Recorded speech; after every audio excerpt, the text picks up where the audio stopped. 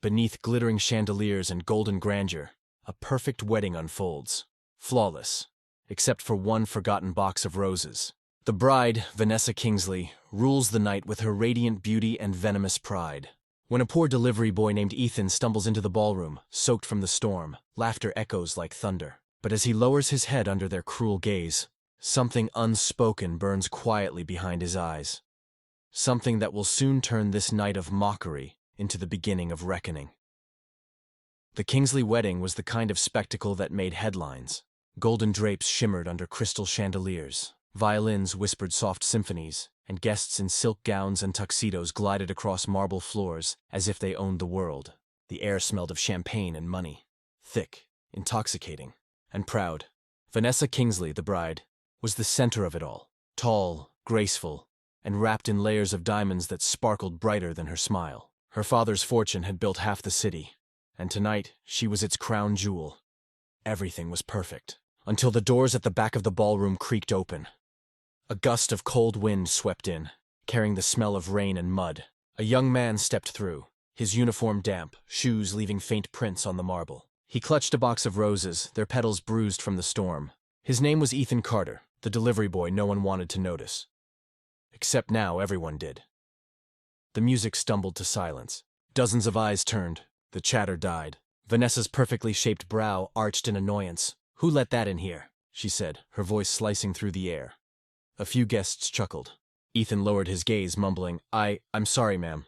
The florist's truck broke down. I came as fast as I could." Vanessa crossed her arms, her diamond bracelets catching the light like claws. "So this is what we get for trusting cheap labor." Laughter rippled through the hall. The groom, Jason, shifted uncomfortably beside her, but said nothing.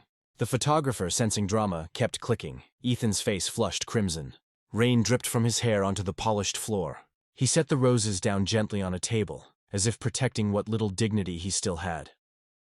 Vanessa stepped closer, inspecting him like a stain on silk. "You really thought you could walk into my wedding looking like that?" Her friends giggled. One whispered, "Maybe he thought he'd get an invite."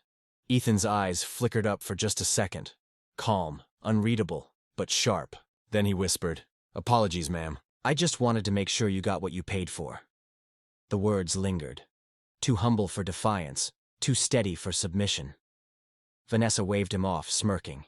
"Next time, try using the servant's entrance." Ethan nodded once, turned, and walked back toward the storm outside. The heavy doors closed behind him, but not before a flash of lightning caught his face. For just a moment, in that blinding light, he didn't look like a delivery boy at all. He looked like someone they'd regret underestimating. The laughter started soft, a stifled giggle near the bar, then grew, spreading through the room like wildfire. Ethan stood frozen in the center of the ballroom, the heavy box of roses still trembling in his hands. His uniform clung damply to his shoulders, his breath shallow, his heart pounding. He tried to speak, but the laughter drowned him out. I tried to get here sooner," he managed, his voice cracking. "The roads were flooded. My scooter broke down." Vanessa raised a hand, silencing him. "Please stop," she said with exaggerated pity. "You're dripping all over the floor." Her bridesmaids burst into laughter. One pulled out her phone. "Oh my God, Vanessa, this is gold. A drenched delivery boy at your wedding." "Smile, sweetheart," Vanessa sneered, tilting her chin toward him. "You'll probably never see a place this fancy again." The guests chuckled, polite at first, then louder, freer. Some lifted their glasses to toast the bride's wit. The violinists exchanged awkward glances before lowering their bows, their music now nothing but a memory. Jason, the groom, shifted uneasily beside her. His jaw tightened, but he said nothing. The Kingsleys were powerful, and this was their night. Speaking up would mean turning the spotlight on himself. Ethan's eyes flickered toward him for a moment, silently pleading for a shred of decency. But Jason's gaze fell away. A photographer, sensing scandal, raised his camera. The flash exploded, once, twice, freezing Ethan's shame in perfect clarity. The sound of laughter and shudders mixed until it all felt like one cruel rhythm. At the far end of the hall, an elderly woman in a navy gown sat still, Margaret Lewis, Jason's grandmother. Her hands, thin and graceful, rested on a silver cane.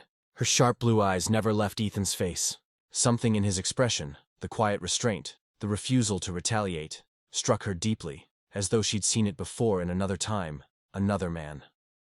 Ethan finally placed the roses down on the table. His hands trembled slightly. "I'm sorry, ma'am," he whispered, his voice raw but steady. "Didn't mean to ruin your evening." The words were humble, but they carried something else. A quiet, simmering defiance that no one caught except Margaret. Vanessa smirked, raising her glass. "Oh, you didn't ruin it," she said, her tone dripping with satisfaction. "You made it memorable."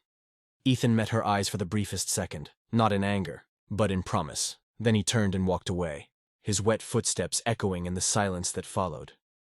The ballroom was still buzzing with cruel amusement when the doors burst open again. The wedding organizer, flushed and breathless, hurried inside. Her headset crackled as she gasped. "Everyone, please, the special guest has arrived. Mr. Carter is here." A hush swept across the hall. Even the violinist stopped mid-note. "Carter?" Jason frowned. "You mean the Ethan Carter? The investor?" "Yes," she stammered, straightening her blazer. "He's the one who financed your family's estate expansion. The one your father's been desperate to meet." Vanessa smoothed her wedding gown, instantly forgetting the scene she'd caused minutes earlier. "Finally," she said, fixing her hair in the reflection of a champagne glass. "Let's hope he's not as dull as he sounds." Then, the heavy doors opened. A tall figure stepped in. His black suit fit like it was cut from silence itself. His shoes struck the marble with slow, deliberate confidence. Every head turned, and then gasps rippled through the crowd. Vanessa's wine glass slipped from her hand, shattering on the floor. It was him, the same man she had mocked. The delivery boy. But gone was the drenched uniform, the trembling voice, the humiliation. Ethan Carter stood before them with calm, commanding poise. His hair was neatly combed back, his jaw set, his eyes steady and sharp. For a long, breathless moment, no one moved. Jason whispered, "You've got to be kidding me." Ethan's gaze swept the room, not with pride, but purpose. "Good evening," he said, his tone smooth, controlled. "I hope I'm not interrupting." Whatever this was, a few guests shifted nervously. The weight of embarrassment pressed down on them all. Vanessa finally found her voice, trembling. You were a delivery boy?" Ethan finished for her. A faint smile tugged at his lips. "That's one of the many jobs I've done. It teaches you things. Patience, humility." His eyes met hers. Two qualities that seem rather absent here tonight. The murmurs began. Shock, guilt, awe. Margaret Lewis, the grandmother, smiled faintly from her seat. She had known. The moment she saw his eyes, she knew that quiet dignity belonged to power. Vanessa took a step back, her voice barely a whisper. "You bought the Kingsley Company?" Ethan nodded once. "Weeks ago. I came tonight to congratulate the family, but I suppose I received my welcome earlier." Silence. The same ballroom that had mocked him moments ago now bowed to his presence. The silence in the ballroom was suffocating. The same crowd that had laughed minutes ago now stood frozen, their champagne glasses trembling slightly in hand. Vanessa's flawless smile was gone. Her face, once proud and polished, had gone pale beneath layers of expensive makeup. "Mr. Carter," she began, her voice cracking. I didn't know who you were." Ethan turned slowly toward her, his expression unreadable. "And if I weren't who I am, would that have changed how you treated me?" The question hung in the air like smoke. Vanessa's lips parted, but no words came. Around them, the guests shifted awkwardly, some lowering their eyes, ashamed to have joined in her cruelty. Ethan's voice softened, but every word carried weight. "You see, people love to bow to power, to wealth, to the image of success. But when they think someone has none of it, they forget kindness." Vanessa's eyes filled with tears. "I'm sorry," she whispered. "Please, I didn't mean—" He held up a hand gently, stopping her. "No need," he said quietly. "The world already taught me how people treat those they believe are beneath them. Tonight just reminded me why I built everything I did. Not to prove my worth to them, but to remind myself I never needed theirs." The crowd was utterly silent now, not out of fear, but out of reflection. The violinists had stopped pretending to play. Even the chandeliers seemed dimmer.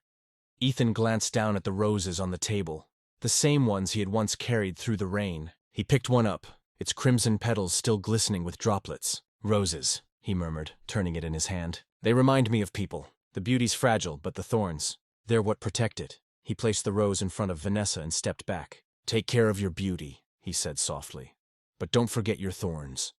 And with that, he turned and walked toward the exit, each step echoing louder than applause ever could. No one dared stop him. Days later, sunlight streamed through the small windows of a downtown community shelter. Vanessa, her diamond rings gone, wore a simple t-shirt and jeans. She served food to the homeless quietly, her once manicured hands trembling as she ladled soup into bowls. Across the street, Ethan stood by his car, watching her. Not with pride, not with pity, but with something gentler. Forgiveness? He smiled faintly, then turned away.